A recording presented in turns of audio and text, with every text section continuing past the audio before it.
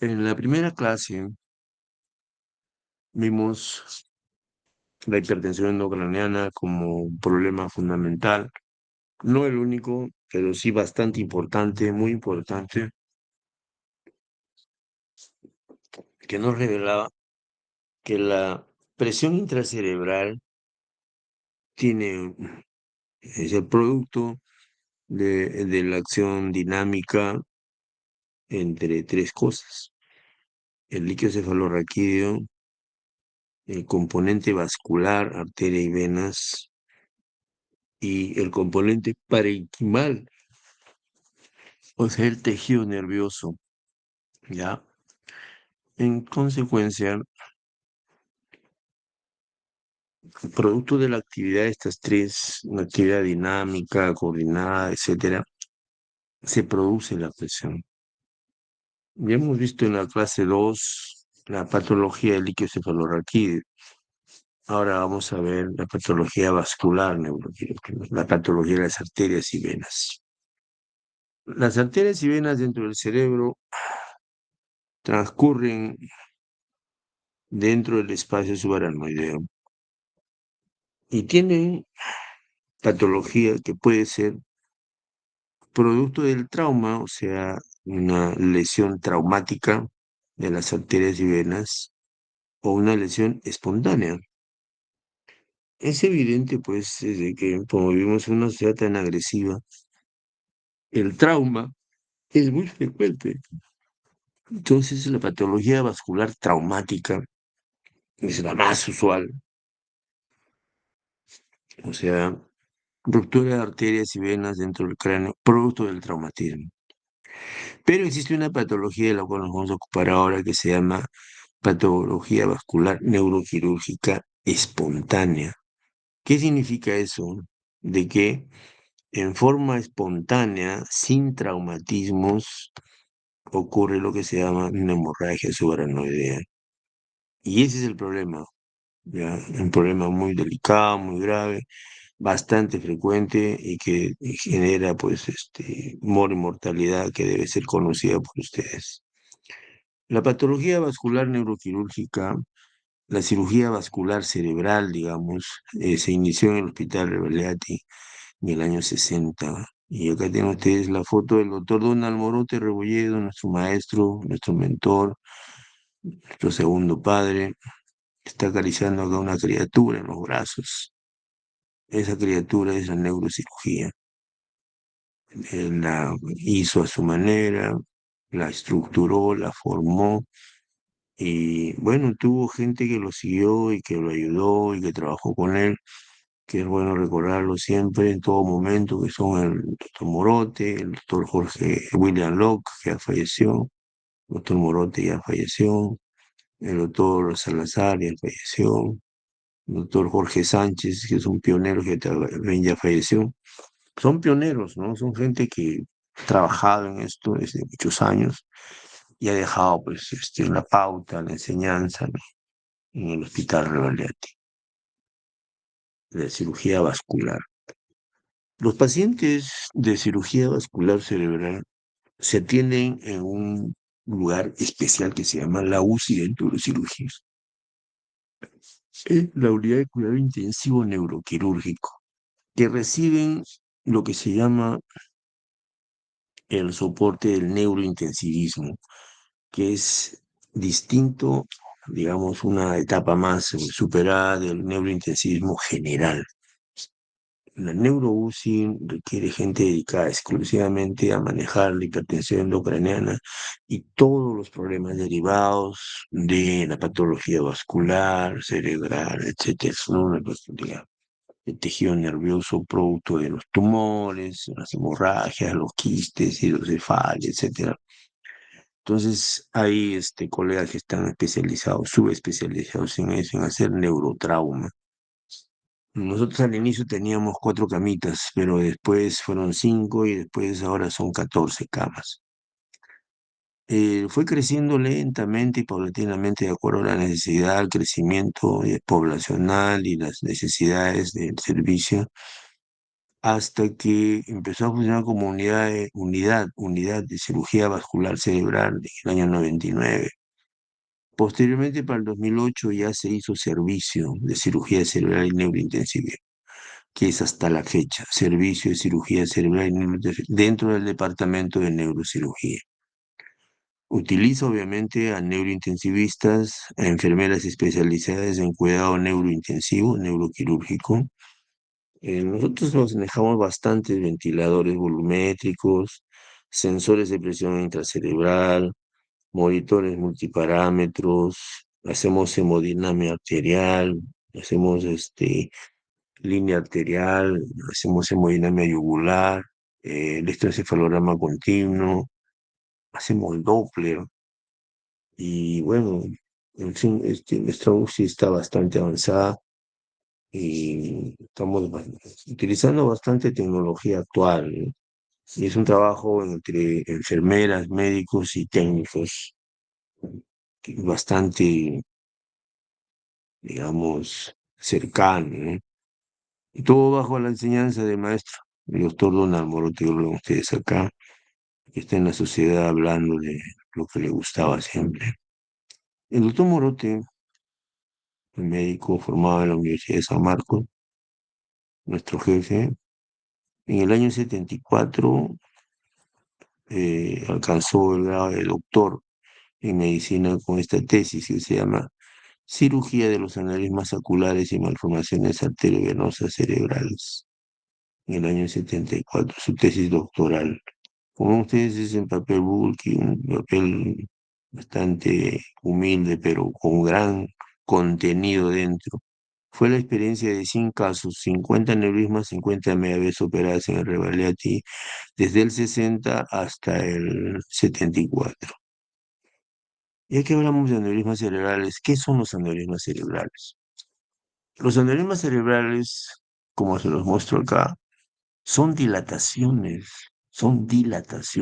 saculaciones, son globos que se van formando en las paredes de las arterias, a expensas de debilidades de la capa muscular. La capa muscular se hace débil por trastornos en el colágeno y se abre y se dilata. La dilatación la hace la fuerza hemodinámica que justamente en las zonas de angulación hacen que se debilite la pared y se forman nódulos en las paredes que se llaman bleps o pezón de Murphy, que se abren, se rompen y sangran. Obviamente que un sangrado en el espacio subaracnoideo, que está lleno de líquido cefalorraquídeo, genera una hipertensión endocrinal brutal, brusca. Muchas veces muere el enfermo. Se describe que aproximadamente el 50% muere en el momento de la hemorragia. Esto, en base a lo que de repente ustedes recuerdan, muchas veces hablan de que el abuelito fulano le dio un derrame, dicen. El nombre técnico usual es derrame, pero no es un derrame, es un aneurisma que se ha roto y ha hecho una hemorragia subaracnoidea. Entonces, para evitar que se rompan, nosotros vemos acá la arteria, el aneurisma, doble saco tiene el cuello, el fondo de saco, se le colocan dos clips, acá tienen dos clips, y a este más pequeño se le coloca un mini clip, así se llama mini clip. Entonces, el mini clip en este dibujo se ve, pues, ¿no? Como el aplicador comprime la parte posterior del clip, que es esto, y se abre la patita y genera una presión de aproximadamente, varía, ¿no? El mini clip, por ejemplo, tiene 100 gramos por centímetro cuadrado de fuerza, ¿no? El clip definitivo, ¿no? Después hay otros que tienen 120, 150, 200, hasta 300. La fuerza que tiene 300 lienes por centímetro cuadrado. Entonces, eso cierra, aplasta la pared y ya no deja que siga saliendo la sangre. Y como acá está roto, se le coloca en el cuello el clip y se cierra y se refuerza con otro para evitar justamente que haya este sangrado. Acá ven ustedes esta foto intraoperatoria como una forma especial de Cliffenstrauss se llama, para cerrar en la parte posterior una dilatación aneurismática. ¿Ya?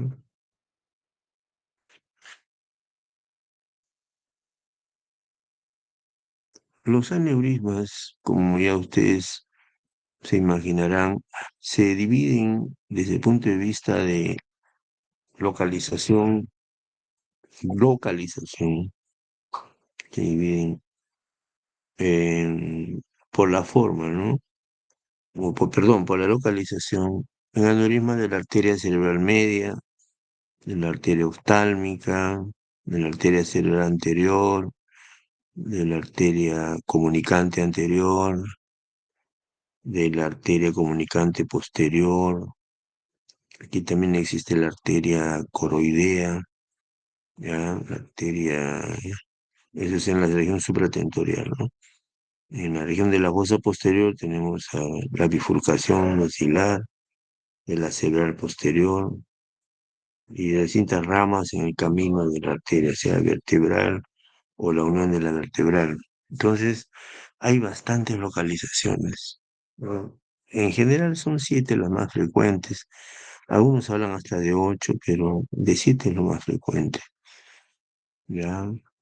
Es en cuanto a la localización, o sea, las arterias cerebral media, cerebral anterior, comunicante posterior, carótida, todos ellos son lugares impacto, de impacto. La bifurcación igual, es en esta zona donde se divide en dos, en la zona media, ahí se debilita la pared muscular y ¡plum! Crece el globo.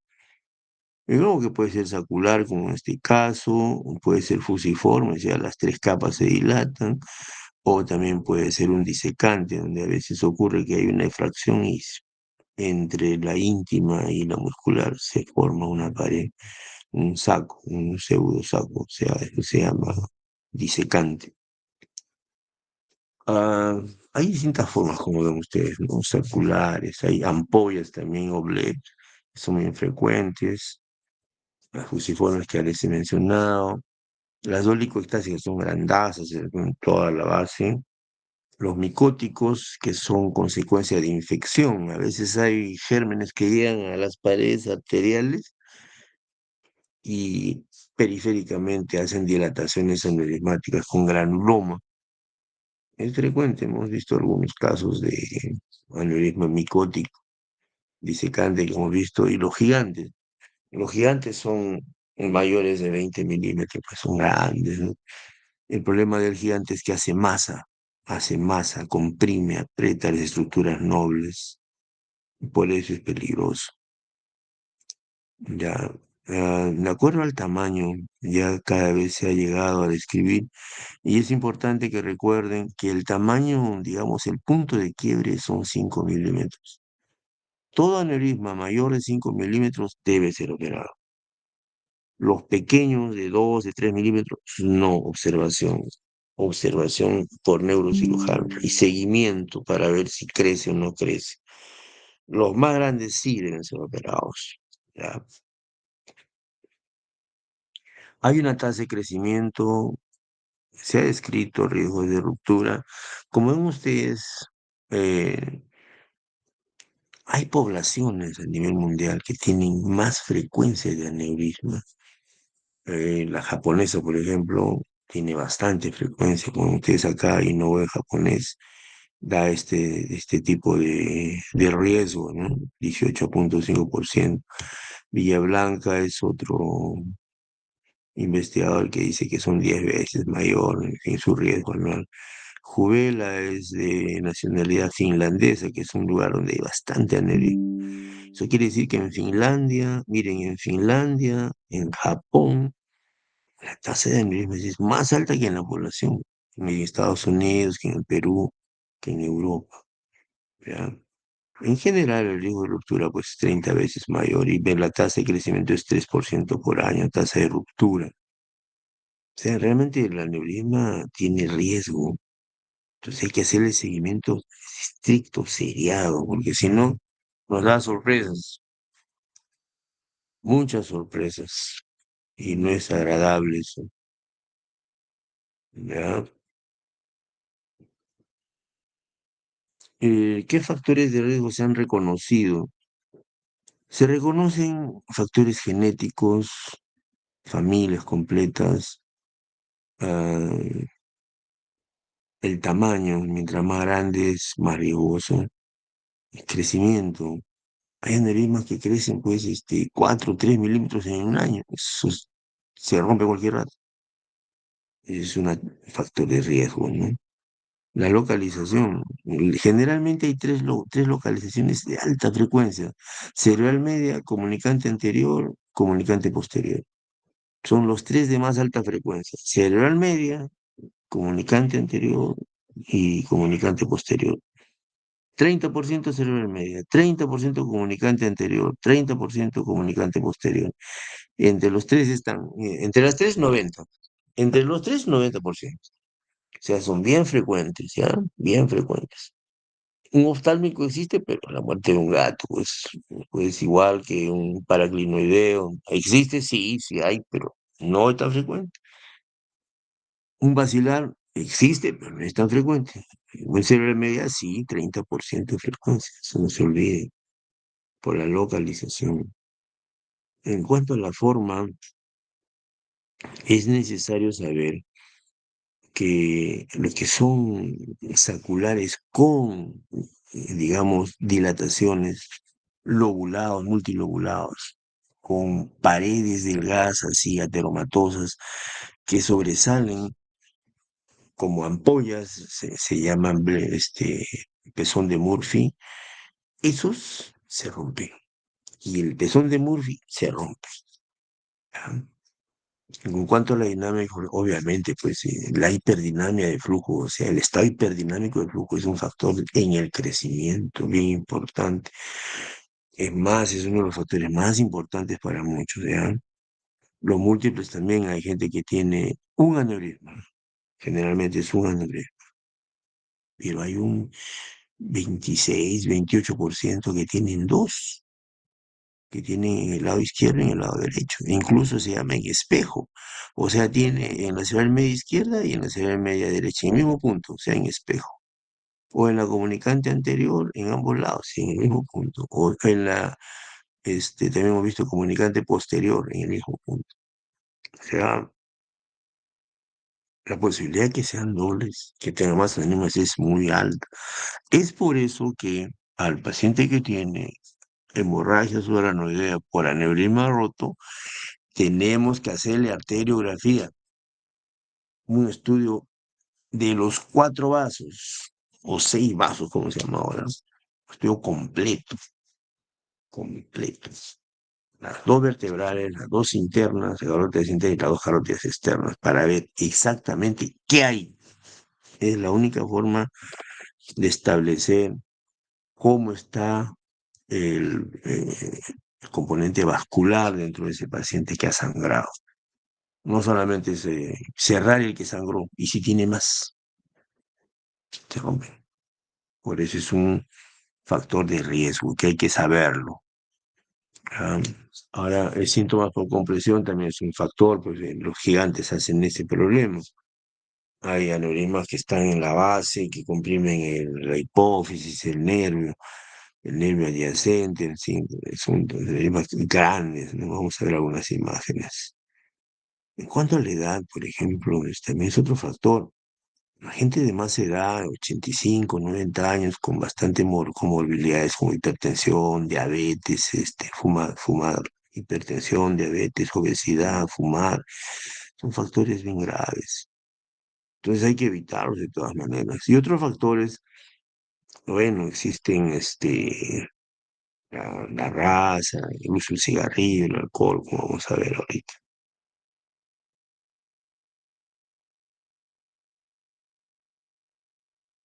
Ven ustedes acá, estudios en la base del cráneo, donde se ve el famoso polígono de Willis. El polígono de Willis es la unión en la base del cráneo de la circulación de la fosa posterior y la fosa anterior a través de La fosa posterior es decir, con la comunicante posterior. La comunicante posterior, ¿qué es esta? Comunica pues a la celular posterior en la porción primera, P1, con la carótida. Y el lado izquierdo con el lado derecho se comunican a través de la arteria comunicante anterior. Entonces se cierra lo que se llama el polígono, descrito por Willis en el año 1600. Esa es la forma como se hace la comunicación. ¿Ya? La arteria comunicante posterior que le ven acá, generalmente es hipoplásica. Cuando nace uno, es gruesa. A medida que se desarrolla, cada sistema vascular es independiente, entonces el supratentorial crece, el infratentorial crece, y la comunicante posterior prácticamente es un hilito, es delgada, pequeña, sin importancia. Pero hay casos en que es gruesa, es dominante. Hay casos en que es grande, es gruesa. Eso se llama comunicante posterior de tipo fetal, o sea, ha quedado así, como un feto gruesa, gruesa, gruesa. Existen esos casos y son de mucho riesgo, que hay que tenerlo siempre en cuenta. Hay que tenerlo siempre en cuenta. El estudio de de los aneurismas se ha hecho pues cada vez más de mayor necesidad para el neurocirujano, para nuestra especialidad. De modo tal que se empezó a estudiar en el año 1929, me parece, con Edgar Moniz, a través de lo que se llama la arteriografía, donde se le hace un estudio con sustancia iodada, que hay que tener cuidado, no es hacer que el paciente sea alérgico cuando uno hace una arteriografía. Entonces, eso nos permite ver la morfología, la ubicación, los vasos que entran, los vasos anexos, de dónde nace, para evitar cerrarlos cuando uno hace la cirugía. Cuando uno va a operar, no va a cerrar todo pues, y malogra. ¿Por qué? Porque cierra la conexión que existe entre todos los vasos y entonces hay zonas de isquemia que van a ser muy peligrosas para después por el paciente. Entonces nos permite pues ver las imágenes, la aproximación. Ven ustedes acá, este es el pezón de Murphy que les hablaba, que es bien fácil para romper, se rompe y sangra.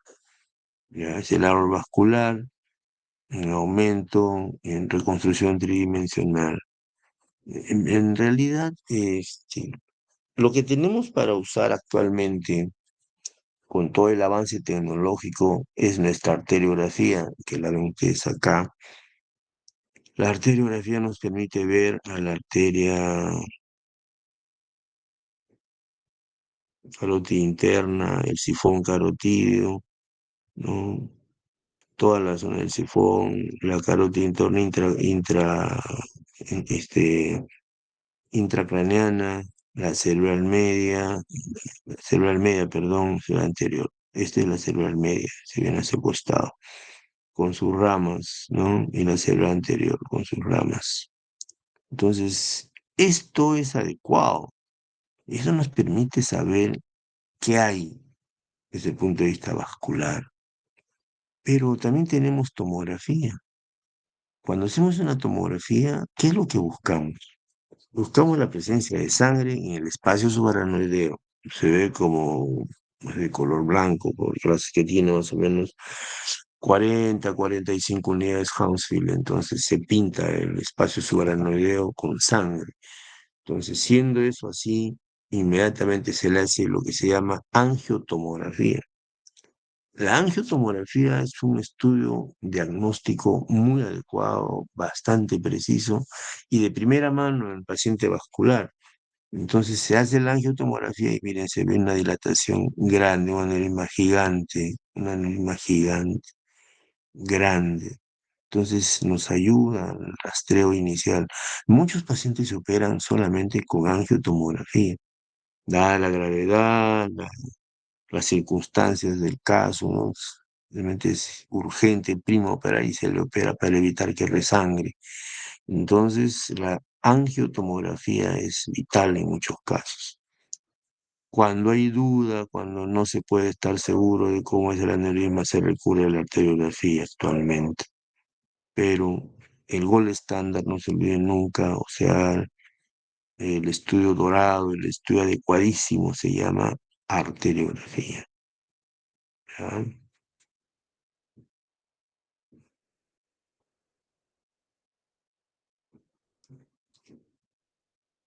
Am, Desde el punto de vista ya de diagnóstico propiamente dicho, ¿no? Nosotros lo que buscamos es identificar la causa de una hemorragia subaracnoidea, porque ya la hemos encontrado en la tomografía. Y hacemos pues la arteriografía, como les decía, ¿no? La arteriografía nos va a dar el tamaño, la morfología, la localización, la forma del cuello, si es único o múltiple, cuál es el que ha roto, cuál es el que ha sangrado, ¿no? Entonces es una evaluación completa de toda la circulación intracraneana para saber qué hay, de repente hay más aneurisma. ¿Y qué vamos a hacer? ¿Qué vamos a hacer? Teniendo el problema ahí, hacemos abordaje quirúrgico o abordaje endovascular. O sea, hacemos por terapia endovascular el manejo, el tratamiento final o por cirugía. ¿De acuerdo? Entonces vemos acá nosotros el trayecto de la célula anterior, la calle pericariosa, la calloso marginal. Vemos acá la fosa posterior, que es la basilar, la cerebral posterior. Aquí se confluye incluso hasta la vena, ¿no? Se ve el seno recto, ¿ya? O en este estudio donde se ve la región supratentorial y la infratentorial. Supratentorial vemos toda la cerebral anterior, cerebral media, la cerebral posterior, el tronco cerebral en esta zona que se dibuja al trasluz, se insinúa acá el tronco cerebral, porque las arterias le dan la vuelta ahí, ¿ya? Entonces, como vemos, hay formas de estudiar. Y nosotros cuando hacemos una tomografía, por la sangre que encontramos, como ven ustedes acá, esta sangre está en las cisternas interhemisféricas anterior, lugar de la arteria comunicante anterior. Entonces nos hace sospechar de que haya sangrado, ¿ya? Y se hace su arteriografía y se confirma el diagnóstico, ¿no? En algunos casos, cuando el paciente es alérgico, se acude a hacer la angioresonancia, como en este caso, que también es de mucha ayuda. Entonces, la angioresonancia se usa para hacer el diagnóstico de aneurisma. Ven ustedes acá este sangrado en la base del cráneo nos hace sospechar en un aneurisma de de la carótida interna, ¿ya? O una anémia cerebral media en la bifurcación, como ustedes acá esta bolita ahí, es de cerebral media. Entonces, como ven, hay formas de estudiar, hay formas de conocer, hay formas de saber, y realmente nos ayuda mucho. Pero hay gente que ha trabajado en esto bastante. Por ejemplo, el doctor Yuja Nieme, que ha fallecido. El doctor Yuja, que estuvo acá en el Perú con nosotros, enseñándonos a operar neurismas, tenía más o menos 15.000 operados. El doctor Yuja opera el neurisma desde el año 73, más o menos, 72, 73. Pero toda su vida, ¿no? En Finlandia, en Helsinki. Era el jefe de servicio, un promotor grande, el doctor Juha Hernesniemi. Entonces él más o menos juntó 15.000 casos de aneurismas operados. El doctor Lawton, Michael Lawton, de acá, Michael Lawton tiene un trabajo que se llama, un libro publicado que se llama Siete aneurismas, ¿no? Se llama técnicas y procedimientos para clipaje de aneurismas. Los más frecuentes. Lo que les dije, cerebral media, cerebral anterior, comunicante posterior. Él en estos tiene 23, 21, 19. Lo más frecuente, nosotros tenemos 30, 30, 30. Vacilares, oftálmicos, de la pica, pericayos. Total tiene un 73%, etcétera, 4.700. Actualmente el Loton está más o menos en casi 6.000 pacientes operados, 6.000. Loton cuando publicó esto todavía no era jefe de los Instituto Barro, actualmente es jefe del Instituto Barro. Es amigo del servicio, Loton, el doctor Loton, con la gente, muy correcto y caballero. La hemorragia soberana espontánea, entonces, vuelvo a insistir, es la ruptura de un vaso en el espacio subaracnoideo en forma espontánea. La primera causa es un aneurisma de una arteria que se rompe y llega pues ahí la sangre, ¿no?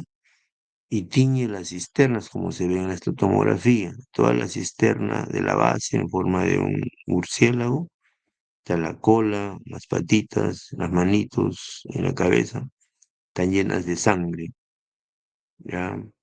Cuando es de la región más alta, se lo armea, entonces acá se tiñe más arriba, tiñe más arriba. Entonces, el sangrado en esta zona es el que provoca la hemorragia subaracnoidea. Entonces, salida de sangre al espacio subaracnoideo sin trauma, de forma espontánea, sin trauma. ¿Ya? Cuando supera más o menos los 50 mililitros, no se compensa y el paciente muere, muere, muere por hipertensión endocrinal aguda. Se describe que es como que le apagan la luz, se enchufa todo, muere el paciente. O sea, la hemorragia cerebral es grave, no es de juego, ¿de acuerdo? Epidemiológicamente, la incidencia acá la hemos calculado en 16 por 100.000. En América Latina incluso hay un trabajo de un colega chileno que se pasó un par de años juntando casística en toda América Latina. Y este colega publicó después que era en toda América Latina 16 por 100.000. En Estados Unidos igual 16 por 100.000. Es más o menos nuestra frecuencia. A diferencia de otros lugares del mundo como Japón, donde está en 90 por 1.000. 90 por 100.000. 96 por 100.000. Y en Finlandia 120 por 100.000. Está más todavía. Ya, más todavía. Entonces, la hemorragia subaracnoidea por aneurisma roto, más o menos es el 5% de todos los accidentes. Es grave.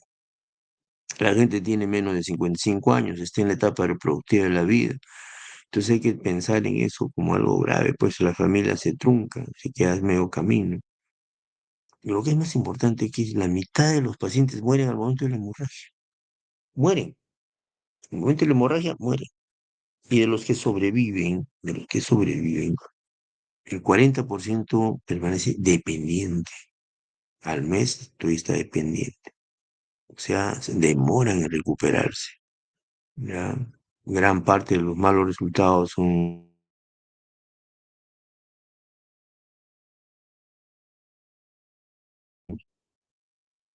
la pérdida de años de vida productiva, pues es grande, es terrible.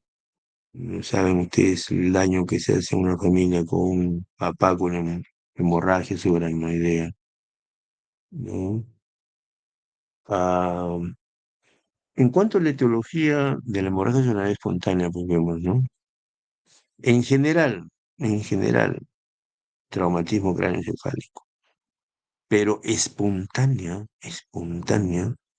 aneurismas, 80%. También hay malformaciones, fístulas, síndrome de moya-moya. Todas son alteraciones vasculares que hay que conocer, las vasculitis, colagenopatías, angiopatía amiloide, displasia fibromuscular, todas estas están consideradas dentro de las causas del colágeno que hacen problemas a los pacientes. Ya estamos recordando esto. En cuanto a la etiopatogenia por la edad, hemos visto que es más en mujeres, quinta década de la vida, más frecuente en mujeres, ¿ya? Genéticamente hay familias completas llenas de pacientes con aneurisma. El cigarrillo se atribuye como una causa, igual que la hipertensión arterial y el uso del alcohol. Eso no es tan. Hay poblaciones que usan bastante alcohol y no tienen, pues, se considera. De entrada se les prohíbe que fumen y que, ve, desde el punto de vista fisiopatológico, pues la aracnoides es una membrana fibrosa, delgada, con trabéculas, que está debajo de la dura madre y está encima de la pía.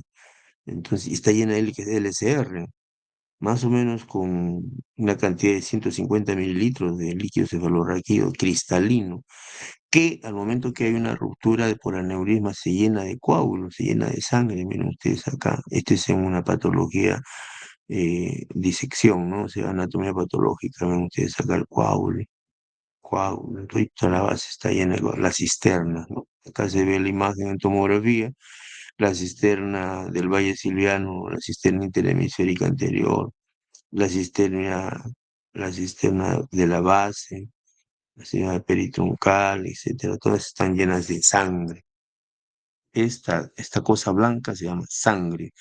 Tiene más o menos 40, 50 unidades Hounsfield. Entonces, la hemorragia subaracnoidea es una extravasación de sangre hacia el espacio subaracnoideo, ¿no? Por donde pasan por los vasos, ¿no? Entonces, ese es el problema delicado. Ya se sabe que el problema es la capa muscular por el impacto hemodinámico en la zona de bifurcaciones, como acá va debilitando, como ustedes acá, y se forma el aneurisma, y al final se rompe, se rompe. Entonces hay debilidad y ¡pum! Se rompe. ¿De acuerdo? Entonces eso tienen que recordarlo siempre. ¿Ya?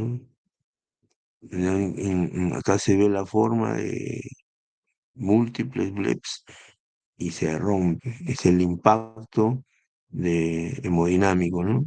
Está la fuerza, hace una debilidad y se dilata y al final se rompe y provoca la hemorragia subaracnoidea espontánea. ¿De acuerdo?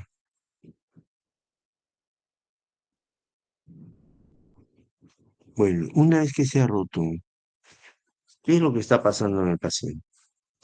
Lo primero que ocurre en los primeros minutos es una gran liberación de sangre y acúmulo de sangre en los espacios subaracnoideos, ¿no? En las cisternas de la base. Hay una epidemia reactiva y una isquemia transitoria. Ese daño ocurre las primeras 72 horas. ¿Ya? Es el daño agudo por la brusca salida de sangre. Después vienen ya las complicaciones tardías, después de las 72 horas. ¿Ya? La hemorragia aguda ejerce pues un efecto mecánico. ¿Por qué? Porque puede hacer un hematoma intracerebral. Si está dentro de los ventrículos puede provocar hidrocefalia aguda. ¿Ya? Entonces, la isquemia que provoca en forma aguda la hemorragia cerebral se debe en gran causa pues, a la disminución del flujo sanguíneo cerebral, que trae como consecuencia una disminución de la presión de perfusión cerebral al haber hipertensión endocraniana. ¿Ya? Entonces, todo eso trae problemas en la microcirculación, hay vasoconstricción y microtrombosis. O sea, se genera eso por la brusca irrupción de sangre. Ahora, a nivel general, ¿por qué pasa esto? Ocurre que hay cambios en la microcirculación que se traducen en aumento del estrés oxidativo y lo que es más importante, una complicación sistémica que se llama activación simpática. Esta activación simpática nos va a traer trastornos pulmonares y trastornos cardíacos. Entonces, ese es el gran problema. Este problema sistémico de estado hipersimpático que se genera va a traer edema pulmonar, va a traer estaño miocárdico, va a fallar el corazón. Muchas veces se piensa que el enfermo está con infarto miocardio y lo que tiene es una hemorragia subaracnoidea. Hay hiponatremia, hay incluso SIR, síndrome inflamatorio agudo, de respuesta inflamatoria. Todos esos daños es en forma aguda. Ahora, Cuando pasan las horas, cuando pasan las horas, ya viene otro problema más delicado. ¿Cuál es? El problema de que hay microtrombosis, se activan las plaquetas y hay espasmo, hay vasoespasmo. Hay vasoespasmo. O sea, las arterias empiezan a cerrar, ¿ya? Y eso no está bien. Entonces, ese vasoespasmo se puede ver en una arteriografía, pero primero se ve clínicamente, cuando el enfermo de estar despierto empieza paulatinamente a perder la fuerza, hay paresia, alteración en el habla, disfasia. Entonces, esas complicaciones son el vasoespasmo. Las complicaciones agudas que hemos hablado hace unos minutos ocurren en los primeros 3 días. Y las complicaciones tardías son después de las 72 horas que les estoy hablando, que es el vasoespasmo. Hay trastorno de despolarización, hay una serie de, de metabolitos que se liberan de la hemoglobina que hacen vasoconstricción. ¿Ya? Y entonces traen complicaciones neurológicas tardías, ¿no? Que hacen justamente problemas con el paciente, aumentan la morbilidad. O sea, a la mortalidad o a la morimortalidad generada por la hemorragia, en las primeras horas se le aumenta el resangrado, que son los primeros 3 días. Se puede volver a romper, por eso es la necesidad de operarlo inmediatamente. Pero pasados los 3 días, o sea, pasadas las 72 horas, el problema es el vasoespasmo. Empiezan a cerrarse las arterias. ¿Ya? Y el problema es que está en relación con la cantidad de sangre. A más sangre, más vasoespasmo. Entonces la hemorragia induce isquemia por varios mecanismos que ya los hemos mencionado.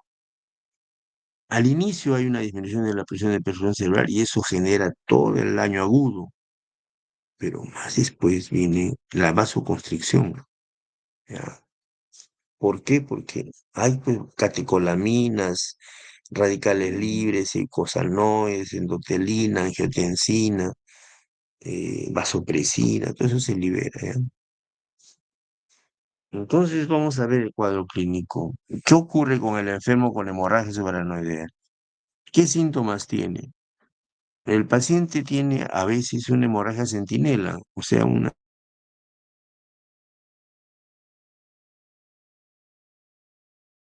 avisa, se llama centinela, 2 a 8 semanas antes de la catástrofe. Entonces uno tiene que estar advertido. Cuando ha ocurrido el sangrado, la sangre irrita las meninges, entonces ocurre lo que se llama signos meningios, que hay rigidez de nuca, o sea, hay signos de Kernes y Brunschwig. Ahora, el inicio, el más frecuente es cefalea brusca, brutal, súbita, un thunderclap que se llama como si fuera, digamos, el dolor de cabeza más brutal que ha tenido el paciente en toda su vida. Es así. Y se acompaña de fotofobia, náusea, vómitos por hipertensión endocraneal. Muchas veces llega al coma, cae. ¿Ya?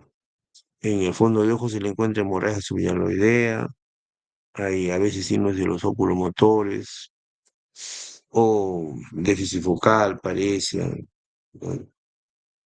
Muchas veces hay convulsiones también. Entonces, esto hay que tenerlo en cuenta.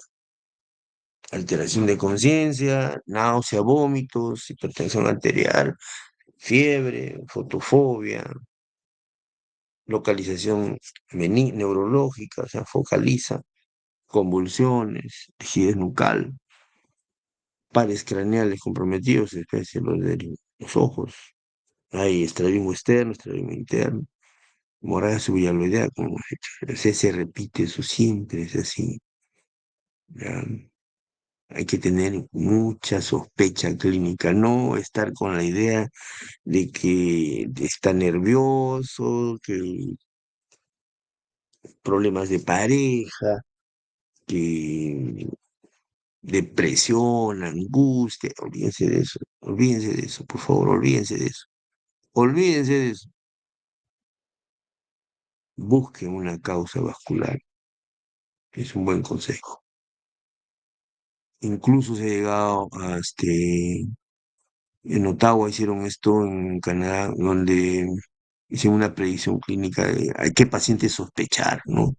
Sospechar si tiene 40 años, si está con rigidez de nuca, si llega en ambulancia, si está con hipertensión arterial, con compromiso de conciencia, con vómitos. De esos casos sospechen, pidan tomografía para aclarar el diagnóstico. ¿Ya? Pero una vez que ya hicimos la tomografía y encontramos sangre, ¿qué hacemos? Clínicamente, al enfermo tenemos que ponerle cómo está. Eso se llama la clasificación de Hanny-Hest. Actualmente es la más usada. Ya. Hay otras clasificaciones antiguas que ya no vale la pena recordar. La que más manda es la de Hanny-Hest, HH, Hanny-Hest. Las Hanny-Hest son cinco. Tres, donde el enfermo está despierto, conversando, y dos, donde está con compromiso neurológico. De bajo grado, llamadas uno, 2 y 3 que van muy bien operados, y las de 4 o 5, que son de alto grado, que tienen riesgo. La grado uno, por ejemplo, está asintomático, la leve cefalea. Se ve la cabeza, le hace la tomografía y ¡pum! Aparece sangre. Es un grado uno, un Hanniges 1, ¿ya? O está con más o menos un poco intensa, pero tiene parálisis motor, pero tiene más dolor de cabeza. Es un grado 2. O puede estar confuso y moderados signos focales, es un grado 3. Ahora, el grado 4 está ya más confuso, estuporoso, está ya, localiza el dolor, pero está estuporoso. Y el grado 5 está en coma, con, con respuesta motora o no al dolor, ¿no? O sea, entonces tenemos los grados. El Hanniges es importante, porque es diferente operar a un paciente con aneurisma grado 5 que tiene aneurisma, a Hanniges grado 1, grado 5. Es diferente, no es igual. ¿Ya? Los grados 1, 2 y 3 usted los opera y bestial, todo va bien. Grado 4 o 5 hay que pelearlos, hay que lucharlos mucho. ¿Ya? Miren ustedes nomás en grado 5 en el año 68 cuando se hizo un corte, se operaron 100% muertos. La mortalidad 100% en grado 5. Con todos los avances tecnológicos, monitoreo, etcétera, etcétera, para el 2002 se hizo un corte, la mitad, 52%. Ahora estamos menos, nos luchamos más. Entonces, realmente mejoran. Pero los de grado 3 y 4, de 4 o 5, miren ustedes, tienen alta mortalidad. Entonces hay que tener mucho cuidado, hay que saber tipificar bien al paciente cuando llega. No decir simplemente tiene un HCA, tiene un HCA. No, no, no, tiene Handy gestante. Eso ayuda mucho. ¿Por qué puede llegar con un Handy Gest 2 y de repente estar en coma a 4, a resangrado? Lo primero que hay que pensar es eso. Bueno, una vez que tenemos al paciente ya con tomografía, con cuadro clínico, ¿qué hacemos para el diagnóstico? Tenemos que utilizar la tomografía, les vuelvo a decir. La tomografía, la angiotomografía, la resonancia, la angioresonancia, función lumbar y el Doppler transcranial son auxiliares de diagnóstico. Cada uno tiene su objetivo. La tomografía es de entrada, con eso uno diagnostica.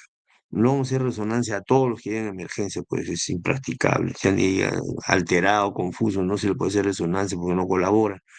Entonces, la tomografía sí, se da un instante y pum, se le hace en un segundo la tomografía para encontrar la sangre. La arteria es un estudio vital. La angioresonancia se hace en los casos en donde el paciente es alérgico al yodo, por ejemplo, hay que hacerlo, ¿no? O cuando ha pasado mucho tiempo, hay que hacerlo también. La punción lumbar ya no se usa. Al comienzo era bastante usual la punción lumbar. La punción lumbar era de entrada, porque no teníamos pues tomografía ni resonancia, ¿no? Entonces se hacía mucha punción lumbar para el diagnóstico. ¿Ya? Actualmente la punción lumbar se hace primero pidiéndole al paciente tomografía. Se hace la tomografía y se encuentra que no hay sangre. pero tiene clínica de hemorragia. Entonces uno dice, está sangrado, pero no tiene clínica. ¿Qué pasa? ¿Qué pasa? Que conforme pasan las horas, 4, 6 días, 7 días, se limpia la sangre. Entonces no se ve en la tomografía, pero ha tenido clínica. Entonces se le hace la punción lumbar para buscar pigmentos, santocromía, para buscar en el líquido cefalorraquídeo huellas de la hemorragia subaracnoidea que confirmen o descarten la misma, ¿ya? Pero de entrada, así nomás no lo hagan, porque a veces tienen un coágulo, tienen hipertensión endocrinal y con la punción lumbar lo terminan de matar. O sea, el paciente se enclava y se muere. O sea, no se hace así a ciegas, o sea, hay que tener mucho cuidado. El Doppler nos ayuda en la UCI a ver la velocidad de las arterias, detecta el vasoespasmo precozmente, entonces nos ayuda mucho. Entonces tenemos la tomografía que ya hemos mencionado, que es el procedimiento de elección para ver las zonas de sangrado, las cisternas de la base, la cisterna lateral o la cisterna del valle de Silvio. Entonces, el diagnóstico en 90% de las primeras 72 horas es altamente efectivo. Muchas veces indica el sitio de ruptura o nos informa sobre si hay hematoma o hay hidrocefalia. Es importante la tomografía y nos predice la tendencia de desarrollar vasoespasmo. Se aplicó el Fisher, o sea, la clasificación de Fisher a los que apenas salió la tomografía en el año 80. Se hizo un estudio de la cantidad de pacientes que hacían vasoespasmo y su relación con la presencia de sangre. Entonces se encontró que los que tenían sangre intraventricular y bastante sangre en las cisternas tenían más tendencia a desarrollar vasoespasmo. Esa es la clasificación de Fisher. O sea, mayor tendencia a hacer vasoespasmo mientras más sangre hay en las cisternas. Ese es el fundamento de la escala de Fisher. Acá tenemos una tomografía con sangrado en el valle silviano. Ahí tienen ustedes el aneurisma. Y se tiene en espejo porque tiene acá otro pedazo también en la misma zona cerebral media, cerebral media. La angiografía por tomografía, o sea, la angiotomografía también ayuda mucho a diagnosticar. Lo hacemos de entrada nosotros cuando llega el paciente. Acá tienen ustedes un angiotomo y el Fisher que les hablaba, que es predictor de vasoespasmo.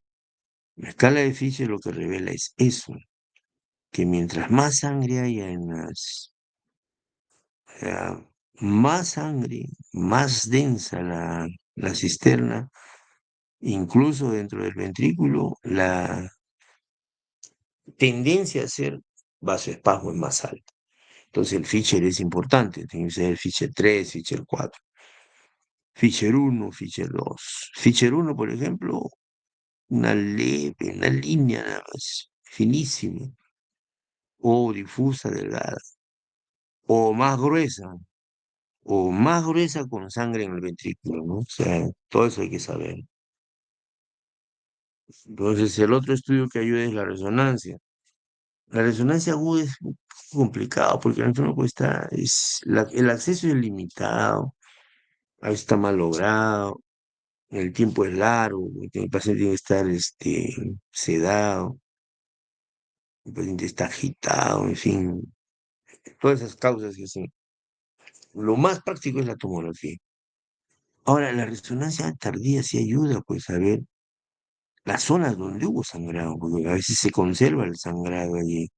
Entonces uno lo encuentra en el FLAIR, se lo encuentra hasta los 45 días, en ustedes es importante. Y la punción lumbar, como ya les decía, es interesante, ¿no? La punción lumbar ayuda cuando una tomografía es negativa, pero clínica, pues es muy sugestiva de hemorragia. Entonces se punza, miren, gotea sangre. Entonces, sangre, ni modo, hay que tener cuidado, ¿ya? Ahora, muchas veces obtenemos un líquido santocrómico, amarillo, entonces ya eso nos da mucha idea de que haya habido sangrado. Entonces, realmente es importante saber eso, ¿ya? Estos son los errores más frecuentes que tienen que saberlo ustedes para no caer en eso, pues no caer en ese problema. ¿ya? Necesitan saberlos para no confundirlos. Hace poco vi un caso de una señora que le diagnosticaron sinusitis porque le dolía la región frontal retroorbitaria. Sinusitis de frente sin examinar. Le hice la angiotomografía y tenía aneurisma. Se dan cuenta que no, no hay que mandarse así nomás, hay que estudiar. Hay que estudiar. Hablar. Es infrecuente pues cometer esos errores. La arteriografía se hace en el angiógrafo, como ven ustedes acá. El angiógrafo 3D, se hace por sustracción digital, que es lo mejor que hay. Ahora se detecta hasta aneurisma de menores de 3 milímetros. Es el gol estándar. ¿Ya? Y se hace rotacional tridimensional, pues se ven las cosas mínimas para planificar el tratamiento. Actualmente pues ya ha cambiado todo, ¿no? Ocurre que a veces en el estudio inicial es negativa,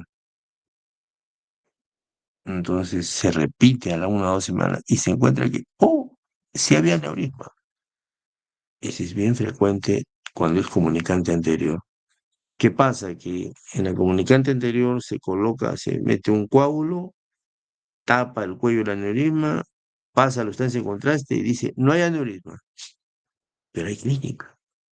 Le repetimos en 2 semanas y el coágulo ya se lisó, se disolvió y ¡pac! Aparece el aneurisma. Eso hay que tener en la cabeza, por favor, y no olvidarlo.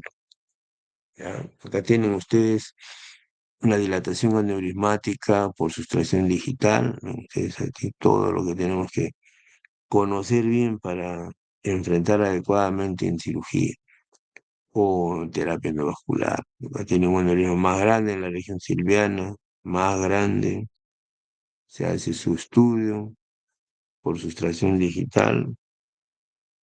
Acá tienen, esto no se olviden nunca, esta imagen acá que pareciera un tumor de silla turca, no lo es un aneurisma.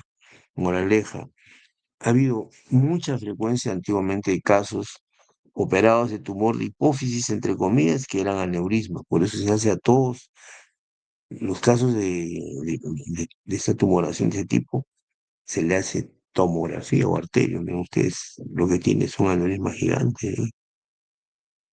Un aneurisma gigante, dependiente de la arteria carótida, que simula y parece pues un tumor de silla turca, que es frecuente eso, por eso hay que tenerlo en cuenta, por eso se los he puesto.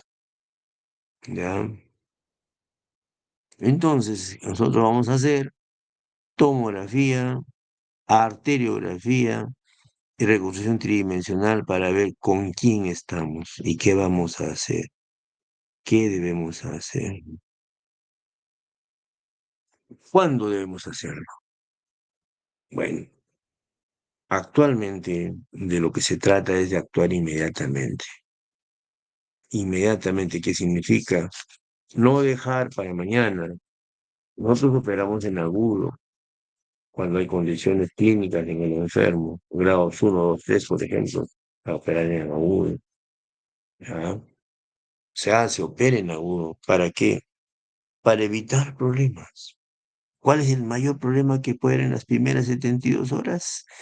Resangrado, especialmente en las primeras horas. Se vuelve a romper. El aneurisma se vuelve a romper. Entonces, el tiempo óptimo de... Eso viene de la escuela japonesa del año 70, pero en agudo. Acá ven ustedes, se le pone el clip o se le hace la terapia endovascular en agudo y ya no hay resangrado, ya no se vuelve a romper.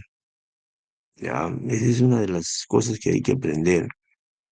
Entonces, hay factores para elegir cirugía temprana. Lo más importante lo más importante es evitar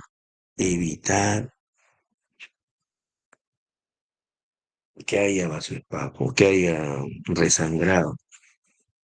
Una vez clipado, si hay vasoespasmo como complicación, ya se puede hacer terapia libre. En cambio, si el aneurisma está intacto y uno va a tratar el vasoespasmo, se puede volver a romper. Entonces, uno tiene que tener bajo toda, digamos, la idea de que tiene que ser operado precozmente. ya, precozmente, precozmente. Ahora, los que están en alto grado, o sea, los aneurismas que están pues, con pobre condición neurológica, los de alto grado, el manejo es controversial, pero actualmente ya se estamos operando más y pues, hay pacientes que son mayores de 80 años, etcétera, se les hace terapia endovascular. Y bien, pues, ¿no? Encantada de la vida. Entonces, todo paciente que tiene hemorragia subaracnoidea debe ir a la UCI, tiene que estar en reposo, hay que controlar el dolor, la glicemia, controlar, darle manitol, controlar la fiebre, evitar las complicaciones más frecuentes, que son complicaciones respiratorias, endocrinas, gastrointestinales, todo le pasa al paciente que tiene hemorragia subaracnoidea, hay que cuidarlo mucho. Esta es una de las partes que más cuidamos. eh, Confundir a una hemorragia con un infarto. Eso ocurre con frecuencia. Entonces hay que ver que los trastornos cardíacos, ¿no?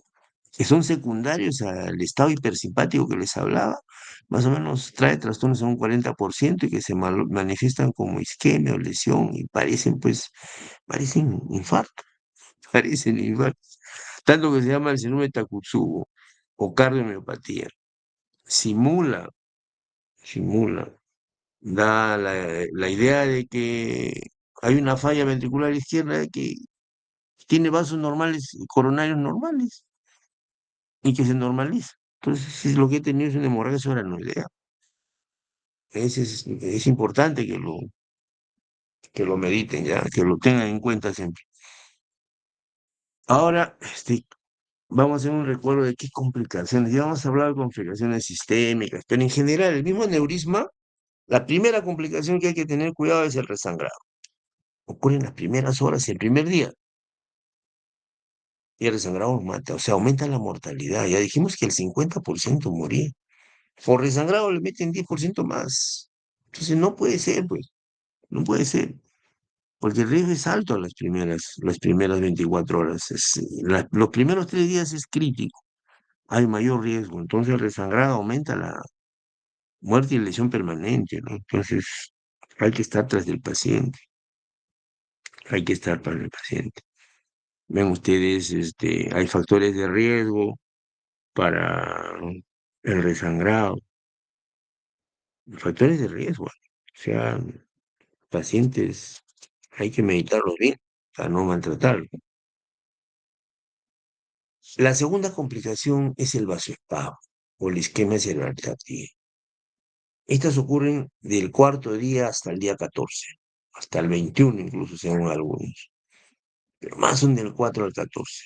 Ahí, ¿qué pasa? Con el paciente está aparentemente normal y de repente hace hemiparesia, afasia, praxia, mianopsia, negligencia motriz, cae el Glasgow. Entonces ahí uno tiene que actuar inmediatamente, darle volumen. Pero lo más importante para nosotros es atacar el problema. ¿Cuál es el problema? Conocer si hay o no vasoespasmo y se le hace arteriografía. Y en la arteriografía se detecta que hay zonas de vasoespasmo. Ustedes acá una, acá hay otra, hay vasoespasmo, provocado por las catecolaminas liberadas, ¿no? Como les decía, en el metabolismo del grupo M salen metabolitos que provocan vasoespasmo. Entonces hay que atacar eso. Nosotros estamos haciendo bastante trabajo en ese sentido y hemos detectado pues que usando verapamilo endovenoso, o sea, haciendo lo que se llama angioplastía, combatimos con bastante éxito el vasoespasmo. Y ese programa lo tenemos ya hace más o menos 8 años, usamos el verapamil y nos va bien, nos va bien. A veces hacemos hasta 4 o 3 sesiones de verapamil, pero es con dos suficiente. ¿Ya? El vasoespasmo se detecta con ecodoppler. Nosotros hacemos Doppler diario en todo paciente vascular para ver cambios en el flujo sanguíneo. El Doppler detecta cuando empieza a aumentar la velocidad. Entonces ya es Doppler positivo, ya es que está haciendo vasoespasmo. y en algunos casos hay que hacer perfutac, o sea, una tomografía de perfusión para ver zonas hipoperfundidas, que son producto del vasoespasmo, ¿de acuerdo? Y eso aumenta, pues, aumenta el amor y mortalidad. Entonces, un enemigo grande para nosotros es el vasoespasmo. Terapia, verapamilo endovenoso. ¿Ya? Esa es la segunda complicación. La tercera complicación frecuente es la hidrocefalia. La hidrocefalia, como hemos visto, se ve con frecuencia cuando el coágulo es intraventricular, hay que estar alerta. En forma aguda, más o menos, lo hemos visto en un 20% de pacientes. ¿Ya? Mucho más cuando hay hemorragia intraventricular, etcétera. O hidrocefalia más o menos llega al 60%. Ah, a veces hay que hacer ventriculostomía. Muchas veces hemos hecho eso para evitar el éxitus letales.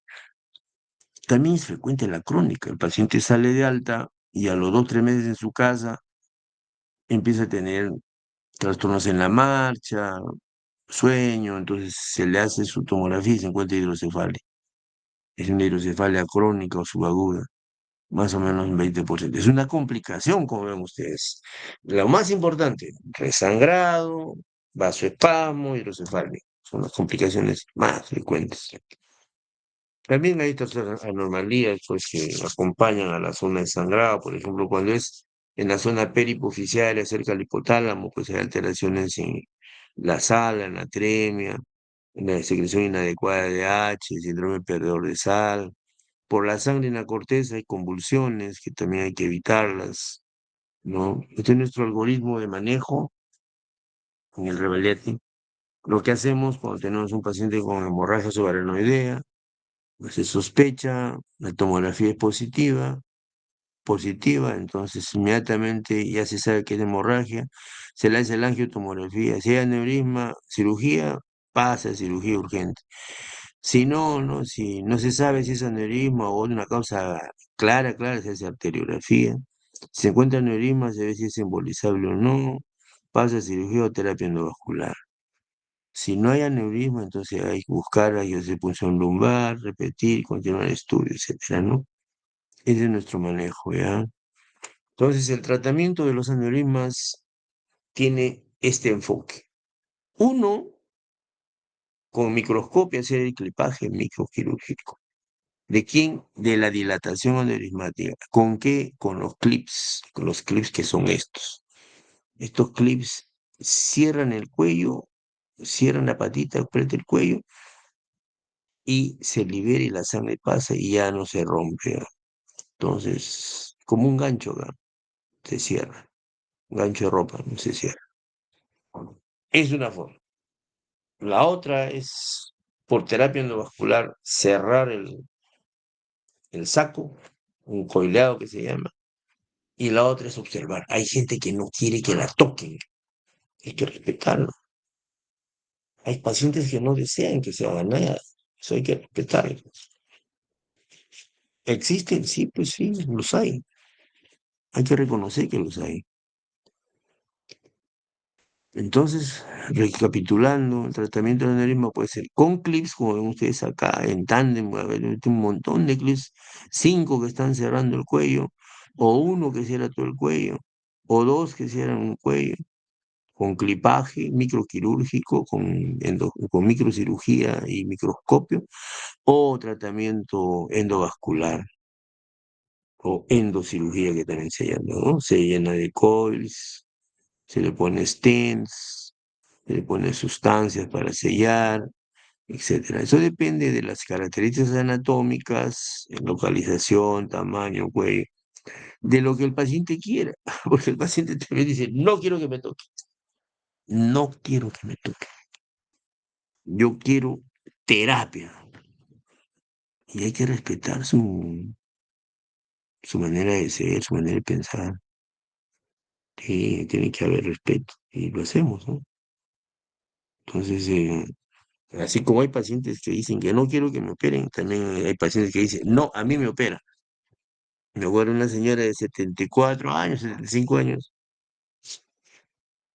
ya pues ya no, tenía un aneurisma y le salió otro, entonces había que operar. pero como dijimos, ya tiene sus años, pues pasa a terapia endovascular. Se le ofreció por la edad. Entonces, estuve en la junta médica y, señora, hemos decidido que va a ser, ¿y por qué va a ser terapia, doctor? Porque es lo más conveniente, porque usted ya tiene sus años. ¿Y quién le ha dicho que es lo más conveniente para mí? No, no. Yo quiero que me opere. Entonces le pregunté, señora, ¿y por qué desea usted que lo operemos? Doctor, si se me rompe el aneurisma cuando están haciendo el procedimiento, hasta que me lleven a sala, llego muerta. En cambio, si usted está operando y se rompe, con seguridad que lo resuelve ese rato. No le faltó razón. ¿Por qué? Porque esa complicación ocurre. En el mismo procedimiento se rompe el aneurisma, sea por terapia endovascular o sea por clipaje. Cuando uno está disecando, es un poco tosco, ¡pac! Lo rompe, y tiene que inmediatamente poner un clip y se acaba el sangrado. Pero si no está con terapia endovascular y se rompe, ¿cómo va a poner? Va a llenarlo, rellenarlo, como dicen. No, pero ya pues es más difícil, ya no, no se puede a veces. El enfermo llega mal a la sala. Entonces hay que pensar en eso también. Hay que ver también el estado neurológico del enfermo, ¿no? Por ejemplo, un paciente que tenga 94 años, que sea hipertenso, que tenga cáncer de pulmón, que tenga esto, bla, bla, bla, bla, que tenga cinco comorbilidades más, no le vas a ofrecer una cirugía pues, de 10 horas, ¿no? Lo más conveniente es hacer una terapia neurovascular. Y lo más importante, colegas, piénsenlo bien, que es que en el futuro van a buscar su especialidad, hay que buscar habilidad y experticia. Eso es lo más importante. O sea, si a ustedes les gusta la cirugía vascular, tienen que hacer habilidad y experticia para hacer microclipaje o terapia. Hay una especialidad que se llama híbridos, colegas neurocirujanos que hacen cirugía y hacen terapia. Las dos cosas hacen. O sea, son expertos, son híbridos, muy buenos, conocidos muchos. Un japonés muy bueno, muy bueno, muy bueno, muy bueno. ¿Ya?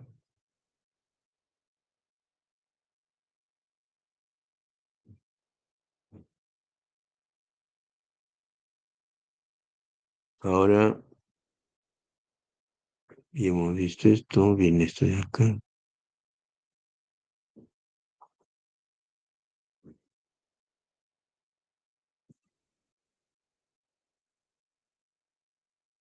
Cirugía abierta mediante clip o cirugía endovascular. ¿Cuál es lo más conveniente? Hay que buscar siempre riesgo-beneficio.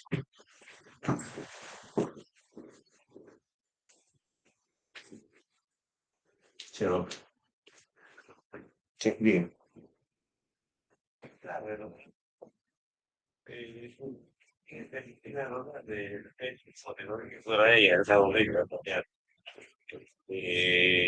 Bueno, ¿me puedes llamar en una hora? Estoy estando casa, por favor. Ya. Estoy encantado.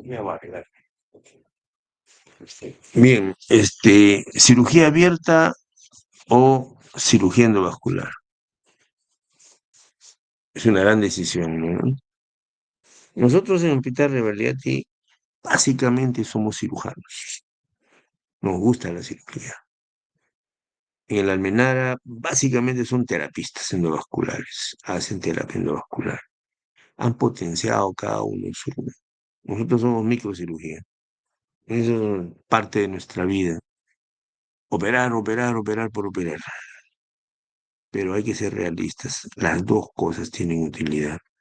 Y hay que escoger siempre la que más conviene al enfermo, la que más sea útil al paciente, no cerrarse en solamente terapia, ni cerrarse en solamente cirugía, no, no. Hay que buscar lo mejor para el enfermo. Y hay que tener en cuenta que la microcirugía es radicalmente curativa porque uno lo cierra la aneurisma, pero hay más complicaciones. En cambio, en la terapia endovascular el proceso se da en el tiempo, es menos curativo. A veces hay que hacer dos, tres, cuatro veces, hacer volver a reembolizar, reembolizar, reembolizar, ¿no? Pero es más segura, hay menos complicaciones. Entonces hay que tener en cuenta todo y buscar lo que más le convenga al paciente, no a nosotros. Ya, nosotros básicamente en el hospital lo que hacemos es mayores de 70 terapia endovascular, menores de 70 cirugía. Paciente que tiene masa, que tiene hematoma, que tiene coágulo y es en la cerebral media que es lejos, entonces lo más es operar cuando hay hematoma o una lesión que ocupe espacio, ¿no? En cambio, paciente que tiene un Haniges de 4 o 5, pues lo que más le conviene es la terapia endovascular. Ahora, cuando el cuello es bien ancho, a veces es más difícil la terapia endovascular. Ahora, la misma condición de la anatomía del paciente no es conveniente, entonces ni modo, pues hay que operar, ¿no? Hay que operar, ¿no? Entonces tenemos eso. Acá tenemos la microcirugía, el microaneurisma y sus clips ahí sellados, perfectamente sellados, ¿no? Se hace la disección del valle silviano, ya se conoce de memoria, y se busca la zona donde está el aneurisma. Ya tenemos el valle silviano, la carótida, la cerebral media, la cerebral anterior, ¿m? M2, o sea, todas las ramas se conocen de memoria. Tienen ustedes la craneotomía, el hematoma, el efecto de masa, acá está acá está el aneurisma, el coágulo, está la imagen tridimensional, y entonces uno entra a buscarlo con una craneotomía al aneurisma y se le clipa, ¿no? También hay aneurismas no rotos. Los aneurismas no rotos son más frecuentes, cada vez más frecuentes. ¿Por qué? Porque los pacientes, por dolor de cabeza constante, frecuente, el neurólogo le pide angioresonancia y encuentra un aneurisma. Y empieza el viacrucis del enfermo.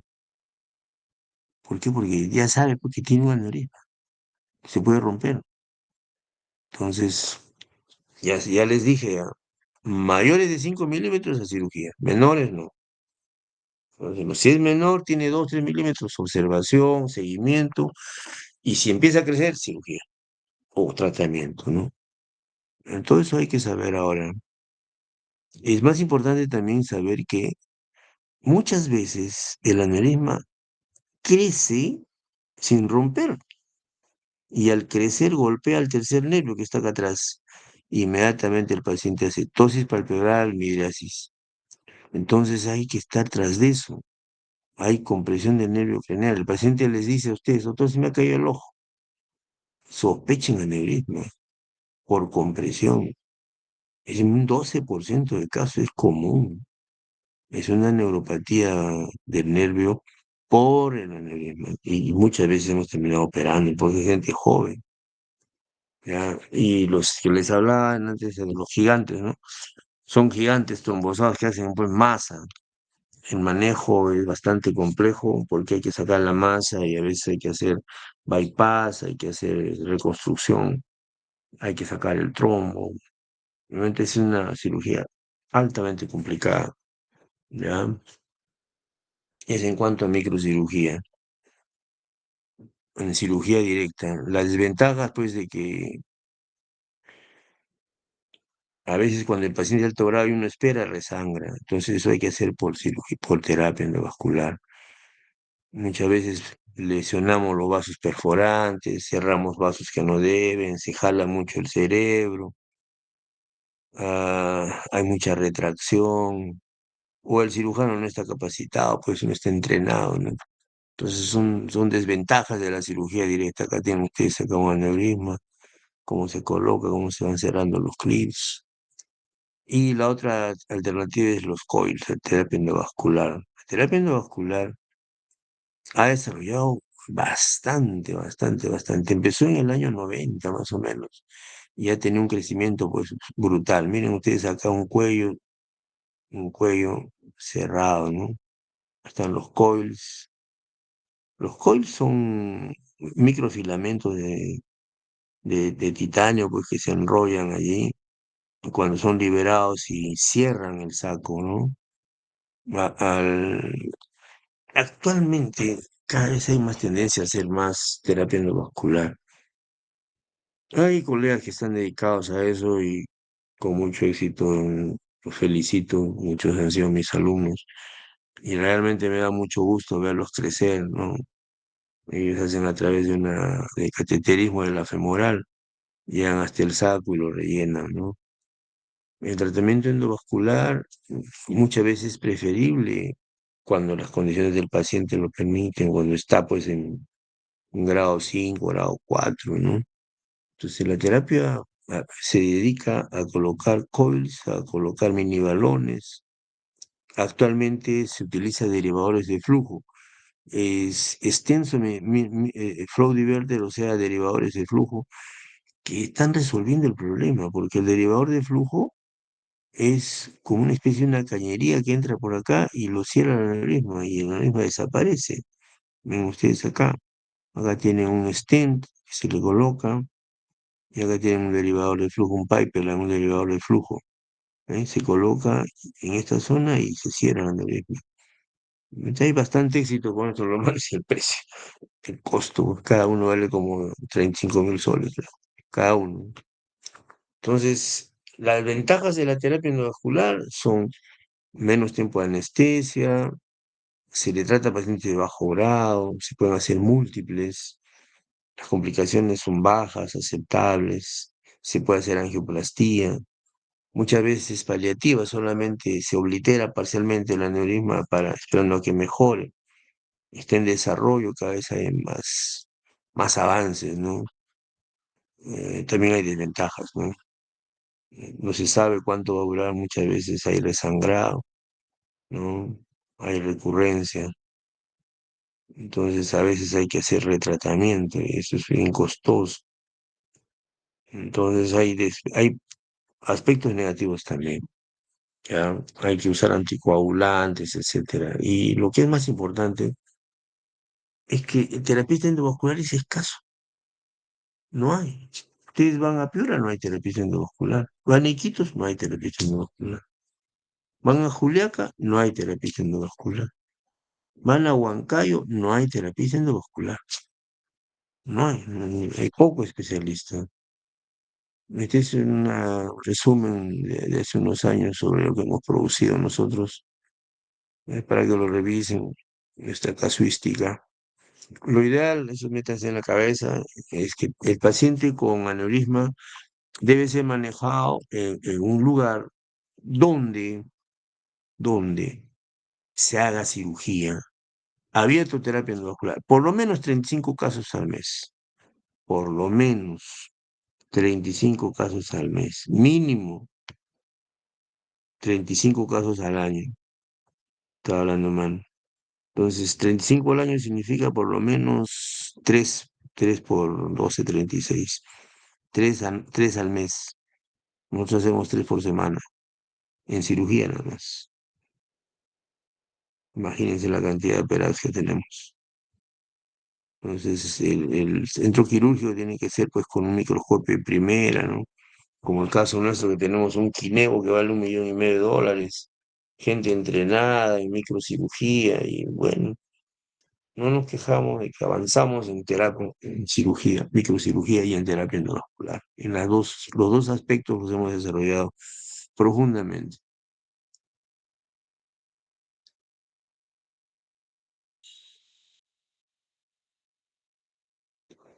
Preguntas, por favor. Solo hay 8. Todo claro, doctor. ¿Alguna pregunta? Sí, todo claro, doctor. ¿No quieren preguntar? Bien, vamos a ir con la clase, lo que nos falta es un pedazo más. Vamos a ver.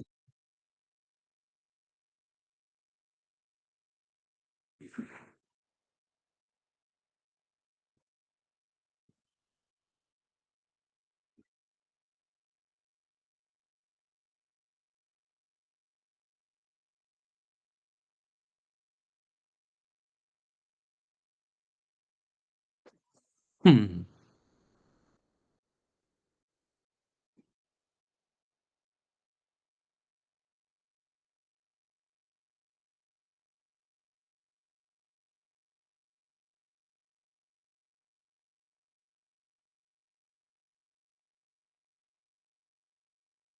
¿Están viendo? Hola, Sí se ve, doctor. ¿se ve? Sí, sí. Gracias. Bien, la segunda parte, patología vascular. Vamos a ver malformación arteriovenosa. La malformación arteriovenosa es esto que se ve acá como un magma de venas arteriolizadas, grandes, grandes, grandes, con una vena de salida gruesa, ¿no? Entonces, esto nos impresiona tremendamente. Cuando vemos esta imagen, quedamos absortos. ¿Qué es una MAB? Es una colección anormal de vasos sanguíneos donde el flujo sanguíneo fluye directamente a la vena, no tiene capilares, va directo a la vena. Puede ser intracerebral, intraventricular, puede ser cortical, subcortical, profunda, puede ser en la dura madre, puede ser mixta, pero es eso, una comunicación anómala entre la arteria y la vena. Es un ovillo interpuesto entre las arterias y las venas deformadas, ¿no? No hay lecho capilar. Entonces hay vasos plexiformes, displásicos, hinchados, ven ustedes acá, que tienen una arteria aferente que llega y una vena eferente, una vena que sale. O sea, una vena de salida y arterias de entrada en una colección anormal, donde no hay capilares. Es congénita, se forma cuando se está formando el feto, más o menos que calculan que es en el día 23, 24. Tiene un riesgo anual de sangrado del 2 al 4%. Es una causa frecuente de hemorragia intracerebral en adulto joven, normotenso. Son lesiones congénitas generadas por alteración en la modelación vascular embrionaria. Muchas veces dentro de la malformación hay cerebro gliótico, calcificaciones, sangrados antiguos, ¿no?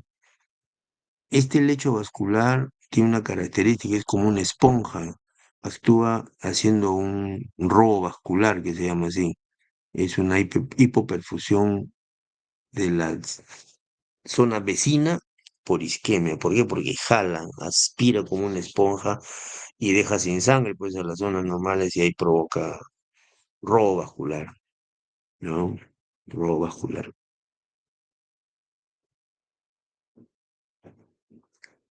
Tenemos, como hemos dicho, arterias aferentes, o sea, que llegan o feeders o nutrientes, el núcleo, o sea, el nido, arterias de paso, y el drenaje venoso, la vena de drenaje. La vena de drenaje puede ser a a la corteza, que es superficial, o a la profundidad. A la corteza van al seno longitudinal superior, etcétera, pero llegan al seno longitudinal, van hacia ahí. Ese es cortical, es superficial, sin drenaje profundo, drenaje superficial. Y algunas van a la profundidad, ¿a dónde? A la vena cerebral interna o la basal de Rosenthal, que son venas profundas que están dentro del tálamo, dentro del ventrículo. Entonces, esas son bien bravas, tienen muchas complicaciones en cuanto al drenaje venoso. Ahora, siempre han habido intentos de clasificar a las malformaciones, ¿no? Está la clásica de McCormick, por ejemplo, que nosotros la conocimos hace muchos años, es arteriovenosa, angioma cavernosa, etcétera, etcétera. Eso quedó en el pasado. Actualmente, las malformaciones se clasifican en malformaciones vasculares que tienen shunt arteriovenoso y que no tienen. Las que tienen shunt son las MABs puras, ¿no? Que pueden ser plexiformes, fistulosas, mixtas, pueden ser únicas o múltiples, pueden ser monopediculares o bipediculares, etcétera, ¿no? Son las malformaciones que tienen shunt, o sea, contacto, arteria-vena. Y hay unas malformaciones que no tienen shunt. Una de esas es el angioma cavernoso, o sea, la malformación cavernosa que vamos a tratar después. También hay malformaciones venosas y capilares, no tienen shunt, ¿de acuerdo? Por la localización, la malformación arteriovenosa puede ser hemisférica en un 85%, o sea, supratentorial. Está tanto en la región frontal, temporal, parietal. También hay en la fosa posterior. Y también hay profundas. Las profundas más o menos son un 15%. Tienen la forma de un cono de helado, como un helado, ¿no? O sea, la punta del helado hacia el centro y la parte ancha hacia la superficie. Entonces, ¿hacia dónde apunta? Hacia el ventrículo. Y por ahí es por donde va la vena. Van las venas, los vasos nutricios a la profundidad. Entonces hay que tener mucho cuidado en ese aspecto para interpretar bien. Otro detalle está en que el 7% de malformaciones arteriovenosas son acompañadas por aneurisma. Hay un aneurisma que un 7% acompaña, pues, y el aneurisma puede ser prenidal, puede ser intranidal, o sea, prenidal antes del nido, ¿no? Intranidal en pleno nido, o al otro lado del nido también puede ser. O sea, realmente hay aneurismas que acompañan a la malformación. El cuadro clínico de una malformación es clásico. Hay cefalea, hemorragia, sangran o convulsiones. Entonces dan cefalea, convulsiones, hemorragia. También hay un efecto compresivo y cuadros demenciales asociados a la malformación arteriovenosa.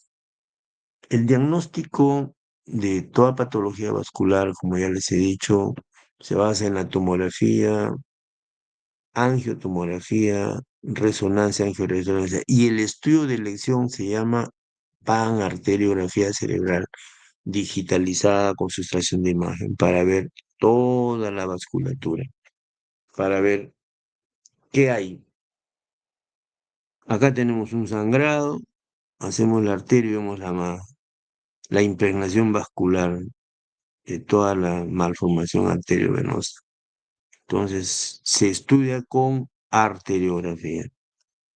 El angiotema ayuda, pero mal arterio. Miren ustedes acá un arterio que permite ver toda la vasculatura dependiente de la célula anterior. Y acá vemos igual, con ramas que vienen de la célula posterior. Ahí está la malformación arteriovenosa, estudiada con arteriografía. Arteriografía. Arteriografía, ¿ven? Esta es una tomografía donde se ven los vasos. Espero resonancia. Acá tienen resonancia, más resonancia.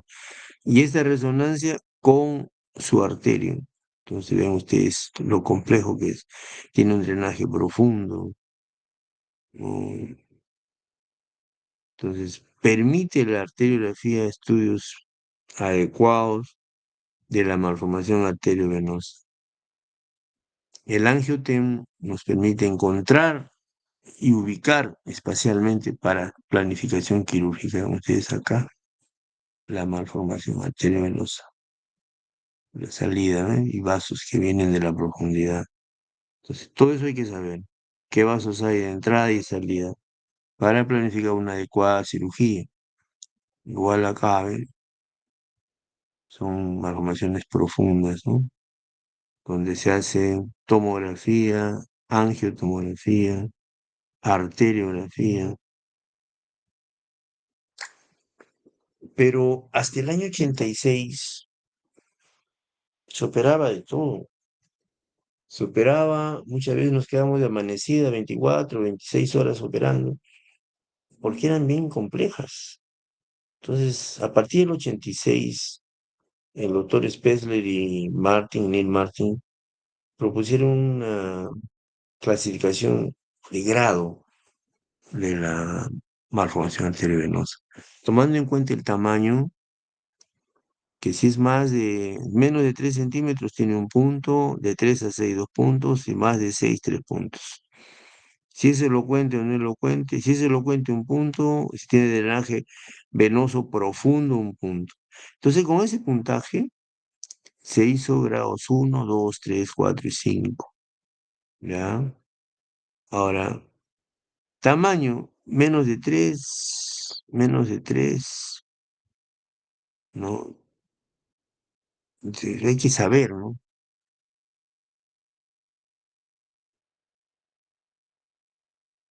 ¿Cuál es el drenaje? ¿Cuál es la elocuencia?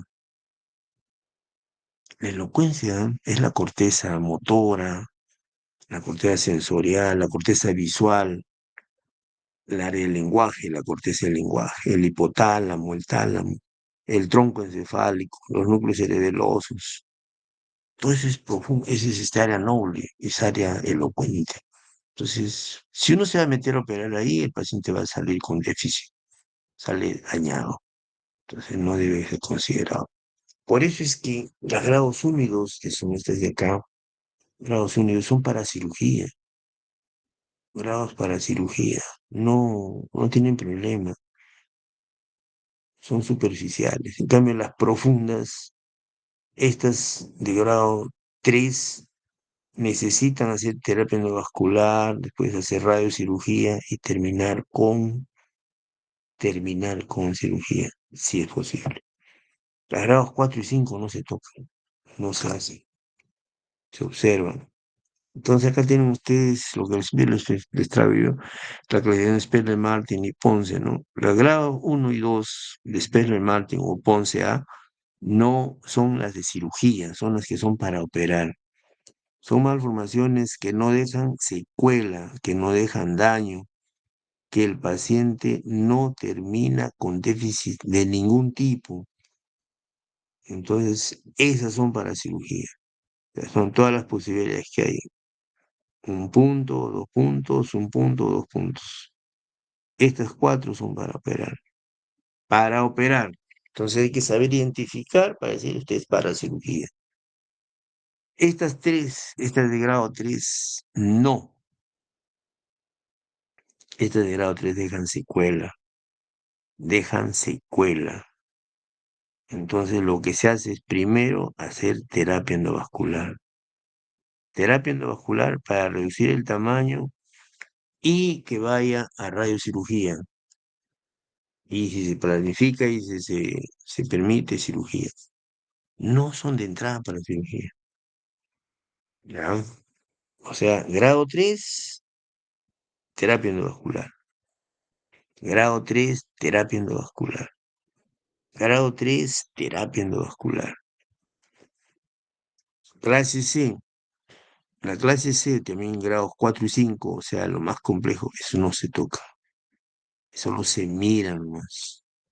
Ya, algunas veces cuando éramos residentes, pues hemos ayudado a operar estas lesiones. Estábamos horas y horas y el paciente terminaba con secuela. Entonces no se hace, no se toca, no se operan. No, no y no. Son no para operar, no operación. Salvo que espontáneamente se hayan roto. Si se han roto espontáneamente, ya no va a haber secuela, porque ya está secuelado. Se plantea la cirugía para evitar que se vuelva a romper. Una segunda hemorragia lo puede matar. Entonces ahí sí se hace, ¿no? ¿De acuerdo? Entonces, el tratamiento para las malformaciones arteriovenosas es eliminar el riesgo de una malformación, disminuir la mortalidad asociada a esa complicación. Tratamiento neuroquirúrgico por microneurología a los grados unidos. Se saca la malformación y el paciente va a seguir su vida. Terapia endovascular a los grados 3, acompañado con radiocirugía. ¿Ya?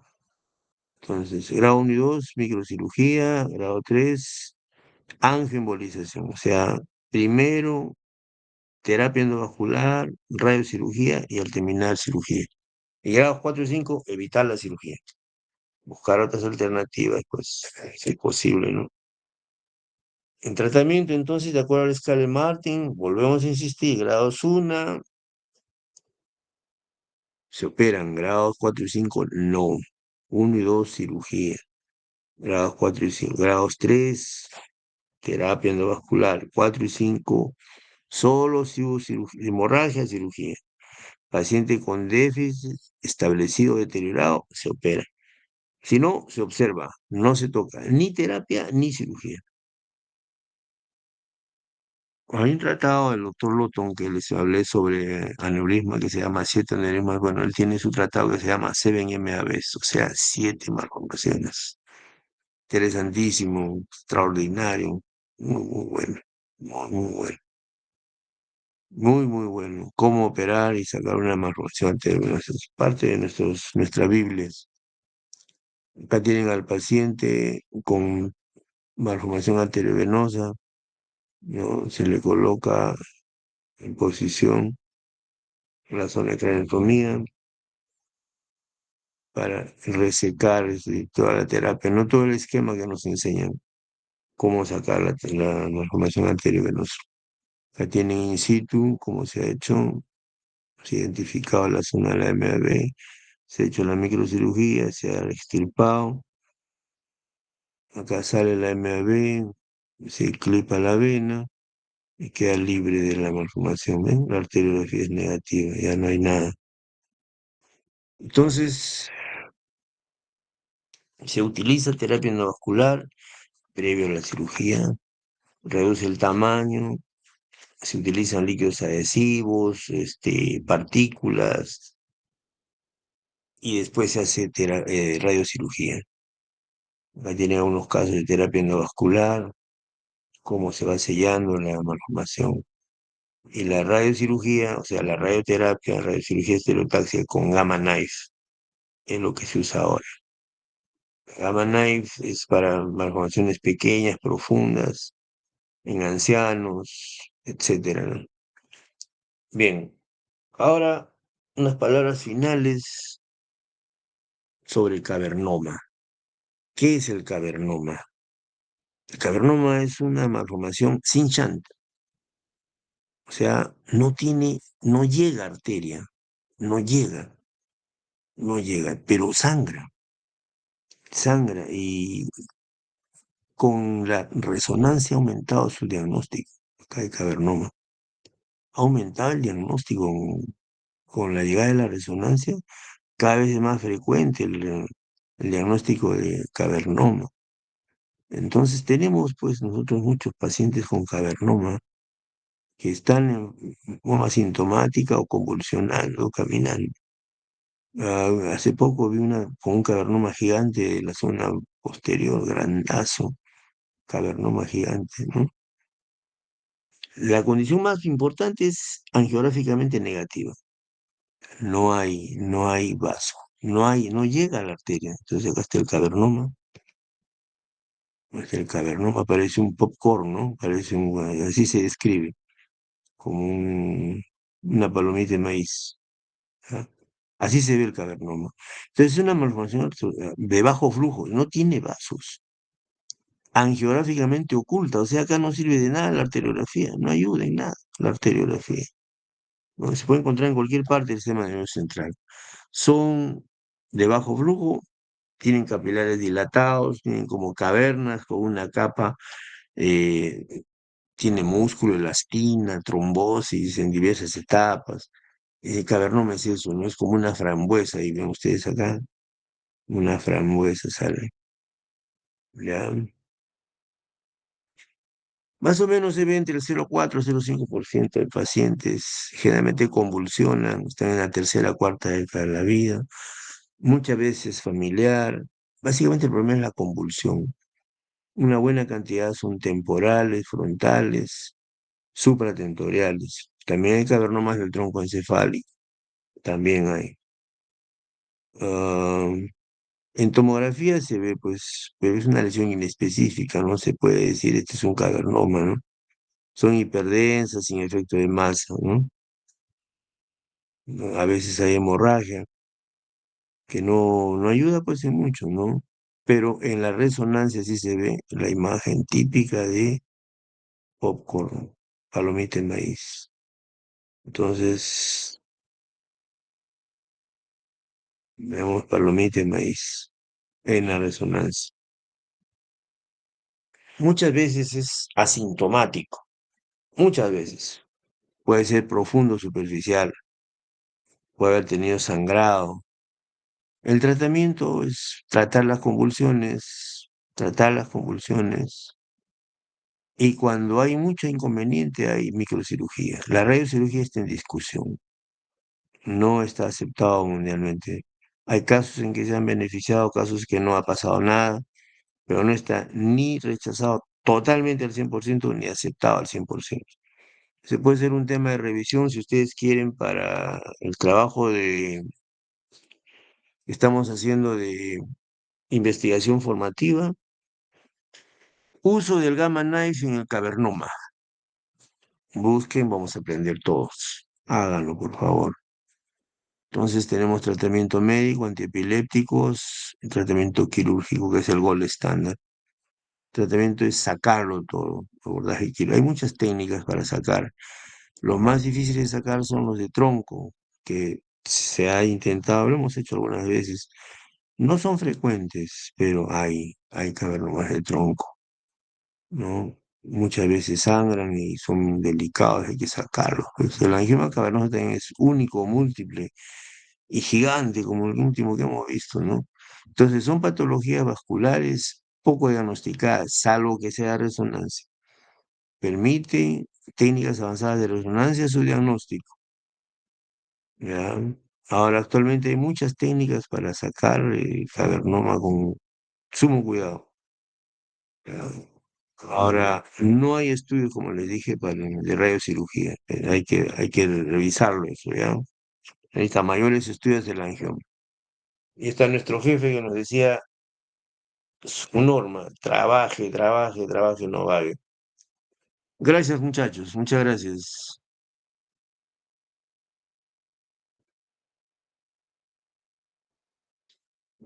Muchas gracias a los que están conmigo. Le voy a enviar a su delegado, a Adrián, le voy a enviar los PowerPoint para que lo comparta con ustedes, ¿ya?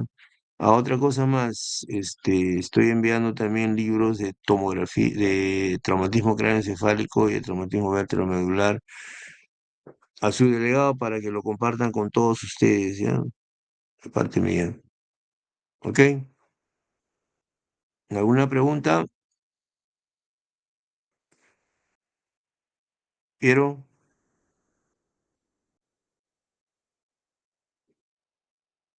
Adriana.